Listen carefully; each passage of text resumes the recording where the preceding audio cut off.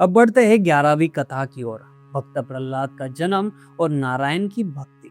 हमारी पिछली कथा जहाँ समाप्त हुई, जहाँ हिरण्यकशिपु को ब्रह्मा जी से वरदान मिल चुका था और वो स्वयं को अमर मान चुका था। उसने तीनों लोकों पर अधिकार कर लिया और आदेश दिया कि अब इस सृष्टि में केवल उसकी पूजा होगी। जो कोई भी विष्णु का नाम लेगा उसे कठोर दंड दिया जाएगा। चारों ओर भय का साम्राज्य छा गया। लेकिन देखिए भगवान की लीला। ठीक इसी समय उस दैत्यराज हिरण्यकशिपु के घर में एक ऐसे बालक का जन्म हुआ जो उसके सारे अहंकार को चूर चूर करने वाला था। उसका नाम था प्रहलाद। प्रहलाद की भक्ति की कहानी उसके जन्म से पहले ही शुरू हो गई थी। जब हिरण्यकशिपु तपस्या करने गया था, तब देवताओं ने उसकी गर्भवती पत्नी कायादू को बंदी बना लिया था। तब देवर्षि नारद ने कायादू की रक्षा और उन्हें अपने आश्रम में शरण दी थी। नारद जी ने कायादू को आश्रम में लगातार हरि कथा और ज्ञान का उपदेश दिया। ये कथा कायादू तो सुन ही रही थी, लेकिन गर्भ में पल रहा बालक प्रहलाद भी उस कथा को सुनता रहा। इस प्रकार जन्म लेने से पहले ही प्रहलाद के मन में भगवान नारायण के प्रति अटल भक्ति स्थापित हो चुकी थी। जब प्रहलाद का जन्म हुआ तो वो स्वभाव से ही शांत, दयालु और भगवान का भक्त था। हिरण्यकशिपु ने उसे शुक्राचार्य के पुत्र शंड और अर्मक के गुरुकुल में भेजा ताकि वह दैत्य नीति, छल और राजनीति सीख सके। जब प्रहलाद पहली बार गुरुकुल से वापस आया तो अहंकार में डूबे पिता हिरण्यकशिपु ने उसे गोद में बिठाया और गर्व से पूछा, पुत्र बताओ, तुमने इतने समय में सबसे उत्तम बात कौन सी सीखी है? पिता ने सोचा कि प्रहलाद कहेगा कि मैंने युद्ध कला या राजनीति सीखी है, लेकिन प्रहलाद ने शांत और मधुर स्वर में उत्तर दिया, पिताश्री, मैंने सबसे उत्तम बात ये सीखी है कि जीवन का एकमात्र लक्ष्य है नवदा भक्ति करना, यानी भगवान का नाम सुनना, उनका कीर्तन करना, उनका स्मरण करना और उनकी सेवा करना। हरि का नाम ही सत्य है। यह सुनकर हिरण्यकशिपु का खून खौल उठा। वो क्रोध से लाल हो गया। जिस विष्णु का नाम पूरे ब्रह्मांड में लेना मना है, वही नाम उसका अपना पुत्र ले रहा है। उसने तुरंत गुरु शंड और अर्मुक को डांटा और उन्हें आदेश दिया कि इस बालक को फिर से गुरु को ले जाओ और इसे दैत्य धर्म सिखाओ, नहीं तो मैं तुम सबको मार डालूंगा। अब बढ़ते हैं 12वीं कथा की ओर। प्रहलाद पर अत्याचार और नरसिंह भगवान का प्राकट्य। हमारी पिछली कथा जहाँ रुकी थी, वहां हिरण्यकशिपु ये सुनकर आग बबूला हो गया था कि उसका पुत्र प्रहलाद केवल उसके शत्रु विष्णु का नाम जपता है। अब शुरू होती है एक ऐसे पिता की क्रूरता और एक ऐसे पुत्र की अटल भक्ति की गाथा, जिसे सुनकर हृदय भर आता है। हिरण्यकशिपु ने पहले तो प्रहलाद को समझाने का प्रयास किया, लेकिन जब प्रहलाद ने कहा कि पिताश्री, मेरे लिए तो केवल नारायण ही परम सत्य है, उनकी पूजा होनी चाहिए, तब क्रोधित होकर उस दैत्य ने अपने ही पुत्रों को मारने का आदेश दे दिया। उसने प्रहलाद को ऊंचे पर्वत से नीचे फेंकवाया, पर धरती माता ने उसे गोद में उठा लिया। उसने उसे विष दिया, वह अमृत बन गया। उसने उसे जलते हुए तेल में डलवाया, पर आग ठंडी हो गई। उसने उसे भूखे हाथियों के पैरों तले कुचलवाने का प्रयास किया, पर हाथी भी उससे प्रणाम करके चले गए। जब हर प्रयास विफल हो गया तो हिरण्यकशिपु थक हार गया, लेकिन उसका अहंकार नहीं टूटा। उसने प्रहलाद को अंतिम बार अपनी सभा में बुलाया। क्रोध से गरजते हुए उसने पूछा, अरे मूर्ख बालक, कहाँ है तेरा विष्णु?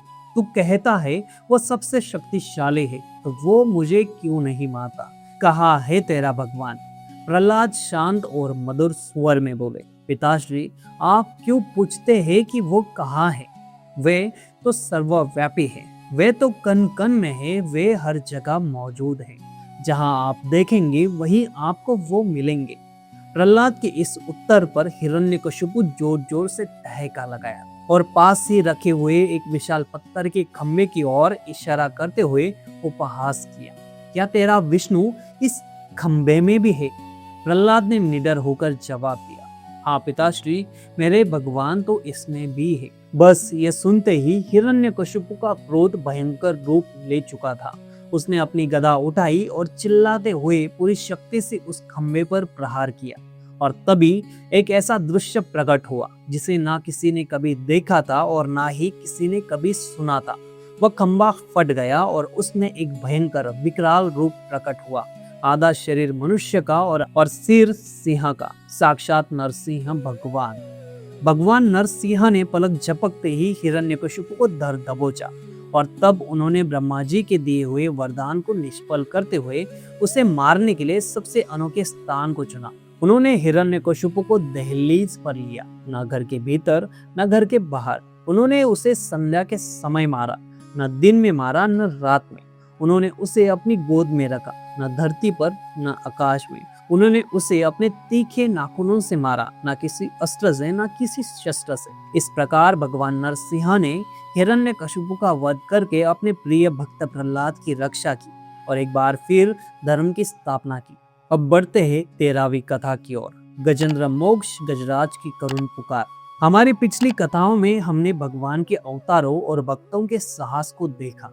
अब सुखदेव जी एक ऐसी कथा सुनाते हैं जो बताती है कि यदि भक्त किसी भी योनि में हो और संकट के समय सच्चे दिल से भगवान को पुकारे तो प्रभु एक पल में दौड़े चले आते हैं। इस कथा का नाम है गजेंद्र मोक्ष। प्राचीन काल में त्रिकुट पर्वत पर एक अत्यंत सुंदर वन था जिसे ऋतुमान उद्यान कहते थे। वहां गजेंद्र नाम का एक विशाल शक्तिशाली हाथी राज करता था। उसके पास अपार बल था और वो अपने पूरे झुंड के साथ बड़े ही सुख से रहता था। दरअसल ये गजेंद्र अपने पिछले जन्म में इंद्रद्युम्न नाम का एक महान और धर्मात्मा राजा था, लेकिन एक बार अहंकार के कारण वह अगस्त्य मुनि के ध्यान में विघ्न डाल बैठा, जिसके कारण मुनि ने उन्हें हाथी बनने का शाप दे दिया। पर यह शाप भी एक तरह का वरदान बन गया, क्योंकि हाथी बनने पर भी उसके भीतर भगवान की स्मृति और भक्ति बनी रही। एक बार की बात है, गर्मी में व्याकुल गजेंद्र अपने पूरे परिवार और झुंड के साथ उस वन की एक सुंदर झील में जल पीने और स्नान करने गया। गजेंद्र मस्ती से पानी पी रहा था और जल क्रीड़ा कर रहा था, लेकिन जैसे ही वो गहरे पानी में उतरा, एक भयंकर मगरमच्छ ने आकर उसका पैर पकड़ लिया। वह मगरमच्छ कोई साधारण मगरमच्छ नहीं था, वह भी अपने पिछले जन्म में एक गंधर्व राजा था जो एक मुनि के शाप के कारण मगरमच्छ बना था। गजेंद्र और मगरमच्छ के बीच वह भयंकर संघर्ष शुरू हुआ। हाथी जल में बलहीन होता है और मगरमच्छ जल का स्वामी। ये संघर्ष हजारों वर्षों तक चलता रहा। गजेंद्र अपने विशाल बल से मगरमच्छ को खींचने का प्रयास करता रहा, लेकिन मगरमच्छ उस झील के अंदर खींचता गया। धीरे धीरे गजेंद्र का सारा बल और ऊर्जा समाप्त होने लगी। उसके परिवार वाले, उसकी हथिनी और उसके बच्चे सबने उसे बचाने का प्रयास किया, लेकिन जब वे सफल नहीं हुए तो सब उसे अकेला छोड़कर चले गए। जब गजेंद्र ने देखा कि कोई साथी उसका साथ नहीं दे रहा, न कोई बल काम आ रहा है और ना ही कोई संसार की शक्ति उसे बचा सकती है, तब उसे अपने पिछले जन्म का ज्ञान याद आया। उसे ये समझ आया कि इस संसार में केवल एक ही शक्ति है जो बचा सकती है, वह है भगवान नारायण। गजेंद्र ने संसार की सारी आसक्ति त्याग दी और अपनी सारी शक्ति उस एकमात्र सहारे पर लगा दी। अब बढ़ते हैं अगली कथा की ओर, 14वीं कथा, गजराज की अंतिम पुकार और भगवान का तुरंत आगमन। हमारी पिछली कथा जहाँ रुकी थी, वहां गजेंद्र मगरमच्छ की पकड़ से पूरी तरह थक चुका था। उसके शरीर में रत्ती भर भी बल नहीं बचा था। उसके सभी साथी, परिवार वाले उसे अकेला छोड़कर जा चुके थे। अब गजेंद्र को ये भान हुआ कि इस संसार में, इस दुख के क्षण में केवल एक ही शक्ति है जो बचा सकती है, वह है परमपिता परमेश्वर। उसने अपनी सूंड को ऊपर उठाया और अपने पिछले जन्म के ज्ञान से उस झील में खिला हुआ एक कमल का फूल तोड़ा। मगरमच्छ अभी भी उसका पैर पकड़कर खींच रहा था। गजेंद्र ने उस कमल को केवल एक प्रतीक के रूप में करुणा से भरकर आंख बंद करके आकाश की ओर उछाला और एक करुण पुकार लगाई। ये सिर्फ एक फूल नहीं था, ये गजराज का संपूर्ण आत्मसमर्पण था। उसने जो प्रार्थना की वह मात्र पैर छुड़ाने की प्रार्थना नहीं थी।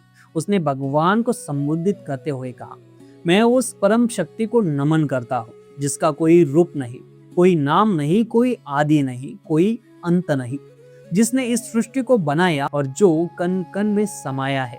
हे प्रभु, आप मुझ जैसे दिन की रक्षा कीजिए। गजेंद्र की ये पुकार सांसारिक बंधन से नहीं बल्कि मोक्ष के लिए थी। भगवान विष्णु जो वैकुंठ में देवी लक्ष्मी के साथ विराजमान थे, उन्होंने जैसे ही अपने भक्त गजेंद्र की पुकार सुनी, वे तनिक भी ना रुके। उन्होंने अपने आसन से उठने में देरी नहीं लगाई।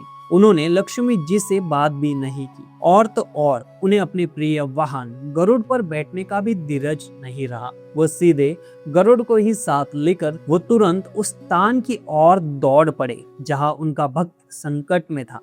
भगवान विष्णु क्षण भर में अपने हाथों में सुदर्शन चक्र लिए हुए गरुड़ पर सवार होकर उस झील के ऊपर प्रकट हो गए। उन्होंने देखा कि मगरमच्छ गजेंद्र को रसातल में खींच रहा है और गजेंद्र अपनी अंतिम सांस ले रहा है। भगवान ने एक पल की भी देरी नहीं की। उन्होंने अपना भयंकर सुदर्शन चक्र चलाया और पलक झपकते ही उस मगरमच्छ का सिर काट दिया। मगरमच्छ तुरंत मर गया और गजेंद्र का पैर मुक्त हो गया। मगरमच्छ के शरीर से एक दिव्य पुरुष प्रकट हुआ जो श्राप के कारण मगरमच्छ बना था। गजेंद्र और मगरमच्छ दोनों को भगवान ने उसी क्षण मोक्ष प्रदान किया और अपने पार्षदों के साथ वैकुंठ भेज दिया। इस प्रकार एक कमल के फूल और एक सच्ची पुकार ने गजेंद्र को उस अमर पद को प्राप्त करा दिया। अब बढ़ते हैं 15वीं कथा की ओर। वामन अवतार बलि महाराज का उत्थान और स्वर्ग पर अधिकार। हमारी पिछली कथा में हमने देखा कि भगवान किस प्रकार अपने भक्त प्रहलाद की रक्षा के लिए प्रकट हुए। अब कथा आगे बढ़ती है और ये बताती है कि कैसे एक भक्त के कुल में जन्म लेने के बाद भी अहंकार के कारण एक महान राजा ने तीनों लोकों पर अधिकार कर लिया और भगवान को फिर से वामन का रूप लेना पड़ा। ये कथा है बलि महाराज की। बलि महाराज कोई और नहीं बल्कि भक्त प्रहलाद के पोते थे। वे थे दैत्य कुल के, लेकिन उन्हें अपने दादाजी से दान और धर्म का गुण विरासत में मिला था। वे अत्यंत पराक्रमी थे और अपने गुरु शुक्राचार्य के मार्गदर्शन में उन्होंने कठोर तपस्या की और कई यज्ञ किए, जिससे उनकी शक्ति बहुत बढ़ गई। अपनी इसी शक्ति के बल पर बलि महाराज ने देवताओं के राजा इंद्र पर आक्रमण कर दिया। इंद्र और देवताओं की सेना को बलि महाराज ने बुरी तरह पराजित कर दिया और स्वर्गलोक पर अधिकार कर लिया। लेकिन देवता अपना स्वर्ग छोड़कर दर दर भटकने लगे और राजा बलि ने तीनों लोकों पर अपना डंका बजा दिया।